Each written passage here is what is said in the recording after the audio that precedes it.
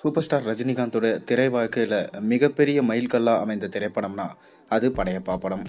1999 ஆண்டு வெளியான இந்த படத்தில் ரம்யா கிருஷ்ணன் நீலாம்பரி கதாபாத்திரம் அனைவராலும் பாராட்டப்பட்டது.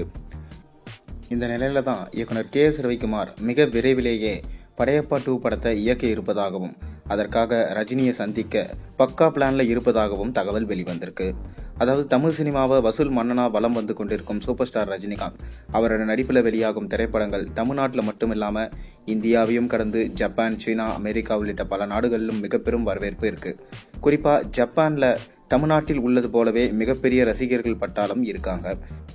தமிழ் சினிமாவில் கமர்ஷியல் கிங்காக இருக்கும் கே. எஸ். ரவிக்குமார் இயக்கத்தில் ரஜினிகாந்த் நடித்த திரைப்படங்கள் அனைத்தும் மெகா ஹிட் வெற்றி பெற்றிருக்கு.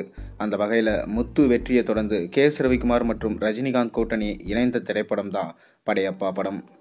1999 ஆண்டு புத்தாண்டை முன்னிட்டு வெளியான இந்த திரைப்படம் தமிழ் திரைத்துறை வரலாற்றிலே மிக பெரும் வசூல் சாதனையை படைச்சது.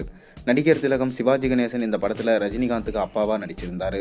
சௌந்தர்யா இதுல கதாநாயகியா நடிச்சிருக்க, ரம்யா கிருஷ்ணன் நீலாம்பரி என்ற கதாபாத்திரத்துல வில்லியா நடிச்சு மிரட்டி இருந்தாங்க. இன்றும் ரம்யா கிருஷ்ணன் நீலாம்பரி கதாபாத்திரத்திற்கு இணையா எந்த ஒரு வில்லி கதாபாத்திரமும் சித்தரிக்கப்படவில்லை என்பதே உண்மையா இருக்கு. தமிழ் திரைப்பட வரலாற்றிலே முதன்முறையா படையப்பா படத்திற்கு மட்டும்தான் 210 பிரிண்டுகள் மற்றும் 70 கேசட்டுகள் வெளியானது. அது ஒரு வரலாறு. சொந்த முறை பையனா இருந்தாலும் படையப்பாவை தன்னோட பணம், புகழ் ஆசையால அடைய முடியாம கடைசி வரையிலும் கன்னியாகவே வாழ்ந்து தன்னைத்தானே துப்பாக்கியால சுட்டுக்கொண்ட நீலாம்பரியோட நிறைவேறாத ஆசை, சித்தப்பாவின் துரோகத்தால சொத்துக்களை இழந்த படையப்பா என விறுவிறுப்பு பஞ்சமில்லாம அனைத்து காட்சிகளும் கூஸ்பம்ஸ் நிறைந்திருக்கும்.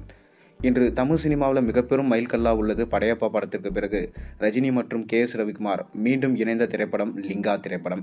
இது எதிர்பார்த்த வெற்றி பெறல. அதன் பிறகு கே. எஸ். ரவிக்குமார் இயக்கத்தில் ராணா மற்றும் சுல்தான் உள்ளிட்ட படங்கள்ல ரஜினிகாந்த் நடிக்க இருந்தாரு. ஆனா அவை அனைத்தும் கைகூடவில்லை.